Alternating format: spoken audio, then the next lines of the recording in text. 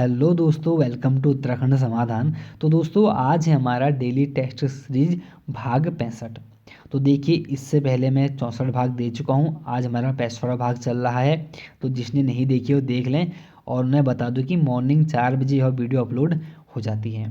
तो चलो शुरू करते हैं आज के इस सीरीज को।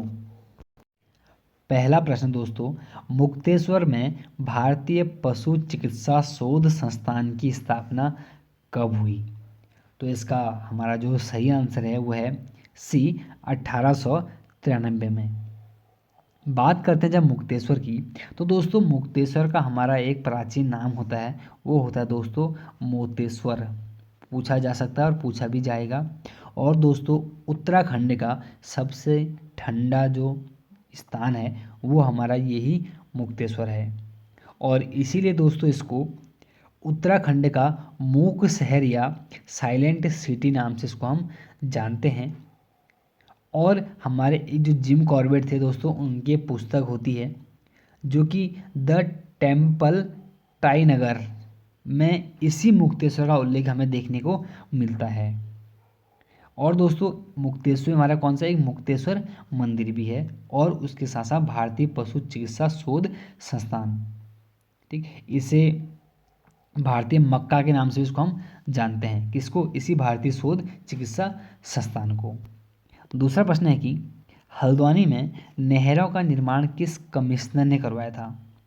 बहुत आसान सा प्रश्न है, रिपीटेड प्रश्न है। तो इसका जो हमारा सही आंसर है वह है बी, हेनरी रैमजे ने।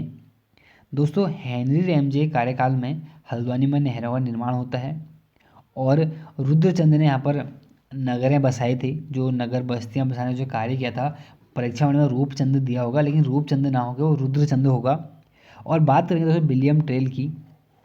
विलियम ट्रेल ने ही हल्द्वानी नाम दिया था हल्द्वानी को, ठीक, हल्द्वानी को हल्द्वानी नाम दिया विलियम ट्रेल ने। और वो सन होता हमारा 1834 का। तीसरा प्रश्न है कि काठ गोदाम तक रेल लाइन कब बिछाई गई? तो इसका जो हमारा सही आंसर है दोस्तों, यहाँ पर रेल लाइन नहीं, बड़ी रेल लाइन है। आपको ध्यान से देखना है, क्या लिखा है कि बड़ी रेल लाइन। तो इसका जो सही आंसर हमारा वो है डी, 1994 में।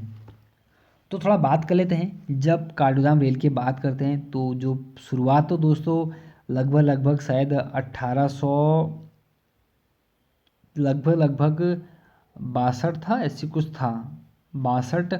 चलो हमें उस पर ना ध्यान देते, हमें सीधे पॉइंट पर ध्यान देना है। जो रेल लाइन बिछ गई थी वो बिछ गई थी कब? 1882 में। और जो रेल चलना जो शुरू हुई उत्तराखंड में पहली बार जो रेल चली थी दोस्तों, वो चली थी हमारे कहाँ? इसी काठगोदाम तक, जो कि तिरहुत मेल थी। वो थी हमारे गुवाहाटी से लेकर काठगोदाम तक।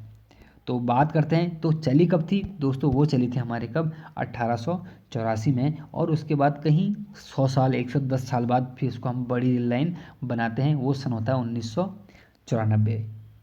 और काठगोदाम के बहुत सारे नाम हैं, जैसे काठगोदाम हमारे कोला नदी के तट पर है। और होने पर तो बात कभी बाद में करें, काठगोदाम की बहुत लंबा चैप्टर हो जाएगा ना हमारा ना। चौथा प्रश्न है कि कैंची धाम में प्रतिवर्ष मेला कब लगता है?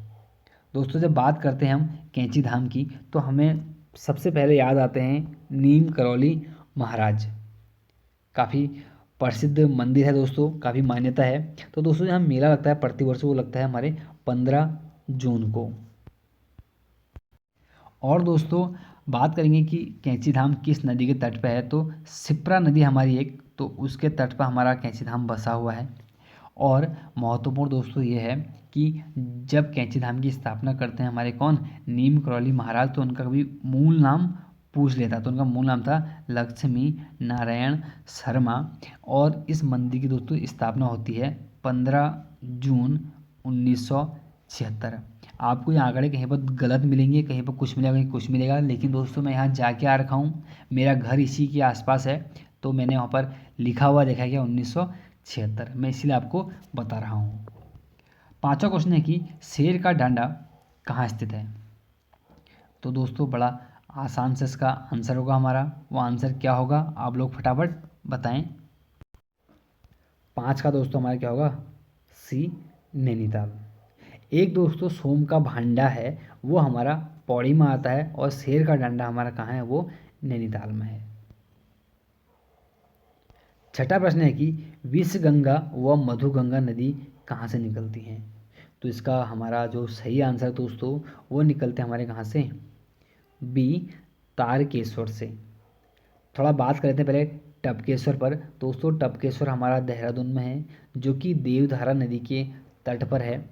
अब बात करें हम तारकेश्वर की, तो यह तारकेश्वर दोस्तों हमारे पौड़ी गढ़वाल के अंतर्गत लैंस डाउन के पास में है, और यहीं से हमारी दो नदियाँ निकलती हैं, कौन, विषगंगा और मधुगंगा। वो आपको याद करनी ही करनी है। सातवां प्रश्न है कि ज्वाला या ज्वालपा देवी किस नदी के तट पर स्थित है। तो इसका हमारा सही आंसर है सातवें का, वो है डी पश्चिमी न्यार पर। दोस्तों पश्चिमी न्यार पर मैं कल रात की जो हमारी नाइट सीरीज चलती है वहाँ पर बहुत कुछ बता चुका हूँ, तो एक बार जिसने नहीं देखी वो ज़रूर उसको देख लें। आठवां प्रश्न है कि महाकवि कालिदास द्वारा किसलय प्रदेश किसे कहा गया है। तो दोस्तों किसलय प्रदेश कहा गया है जहाँ पर हमारे कालिदास ने अभिज्ञान शाकुंतलम की रचना की थी, कण्वाश्रम को। कण्वाश्रम को उसने किसलय प्रदेश कहा। और कहीं ना कहीं दोस्तों कण्वाश्रम का एक हमारा भी नया, कण्वाश्रम नहीं, कोटद्वार का नया नाम रख दिया भी क्या, हमारा कण्व नगरी। नवा प्रश्न है कि पौड़ी को हिल स्टेशन कब घोषित किया गया। तो इसका दोस्तों सही आंसर हमारा वो है सी 1992 में। और पौड़ी का जो पौड़ी जिले का गठन होता दोस्तों वो होता 1840 में। 10वां प्रश्न है कि इंद्रकील पर्वत किस जिले में स्थित है। तो इसका हमारा सही आंसर है दोस्तों डी पौड़ी गढ़वाल।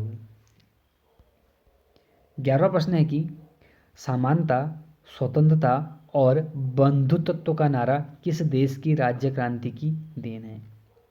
तो इसका सही आंसर हमारा वो है सी फ्रांस। यह प्रश्न दोस्तों हमारे कुछ साल पहले उत्तराखंड पुलिस में पूछा जा चुका है, उसके पता नहीं कितनी एग्जाम में हो, लगातार पूछा भी गया। 12वां प्रश्न दोस्तों 100 चूहों की अपेक्षा एक सिंह का शासन उत्तम है, यह उक्ति किसकी है। ऐसा कौन बोला दोस्तों। तो इसका सही आंसर हमारा वो है डी वॉल्टेयर। जैसे दोस्तों कहते हैं ना कि 100 किताबों को पढ़ने से अच्छा कि एक किताब को 100 बार पढ़ो तो वो ज़्यादा बेटर है, तो वही मिलता जुलता हमारा ये भी है कि 100 चूहे की अपेक्षा एक सिंह का शासन उत्तम है। 13वां प्रश्न है कि सोशल कॉन्ट्रैक्ट किसकी रचना है। तो इसका हमारा सही आंसर दोस्तों वो है बी रूसो की। 14वां प्रश्न है कि महात्मा गांधी ने किस गोलमेज सम्मेलन में भाग लिया था। तो दोस्तों कांग्रेस ने भी जो हमारी इसकी अध्यक्षता की थी इस गोलमेज सम्मेलन में, वो हमारे कांग्रेस की तरफ से महात्मा गांधी ने की थी। वह सम्मेलन दोस्तों हमारा आता है 1931 का द्वितीय या दूसरा गोलमेज सम्मेलन। काफ़ी महत्वपूर्ण है और यही एग्जाम हमेशा पूछा जाएगा। पहला गोलमेज सम्मेलन 1930, दूसरा 31, तीसरा 1932। 15वां प्रश्न है कि जलियांवाला बाग से संबंधित रिपोर्ट को हंटर कमेटी ने कब प्रकाशित किया था। पहले तो हमें एक प्रश्न यहीं से मिलता है कि जलियांवाला बाग हत्याकांड से संबंधित जो एक कमेटी थी वह कौन सी कमेटी थी। तो वह हंटर कमेटी थी दोस्तों, आपको याद करना है। उसके बाद जो इन्होंने रिपोर्ट प्रकाशित अपनी की थी वो उसने कुछ एक आध साल बाद, कब, 28 मई 1920 को की थी। 16 प्रश्न है कि कर, बैठ, चल आदि धातु के प्रकार हैं, ये कैसे धातु हैं पूछा गया है। तो इसका हमारा सही आंसर दोस्तों क्या हमारा ए मूल धातु। जैसे आप सबके पीछे ना जोड़ दो, जैसे करना हो जाएगा, बैठना हो जाएगा, चलना हो जाएगा, तो इसलिए इसको मूल धातु कहा गया है।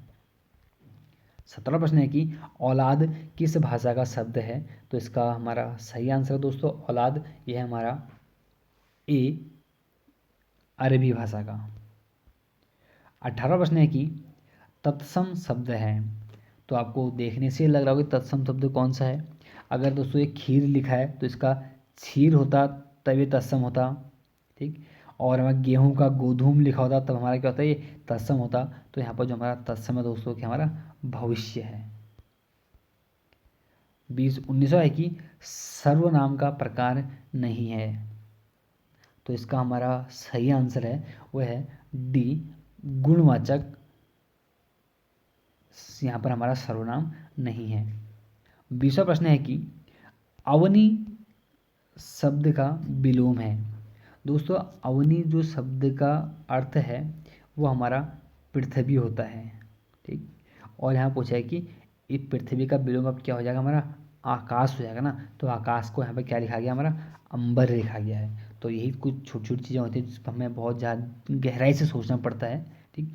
बाकी दोस्तों मिलते हैं नेक्स्ट वीडियो में। जिसको पीडीएफ चाहिए टेलीग्राम चैनल ज्वाइन करें उत्तराखंड समाधान, तो वहाँ पर आपको पीडीएफ मिल जाती है। तो मिलते हैं नेक्स्ट वीडियो में, तब तक के लिए जय हिंद जय भारत।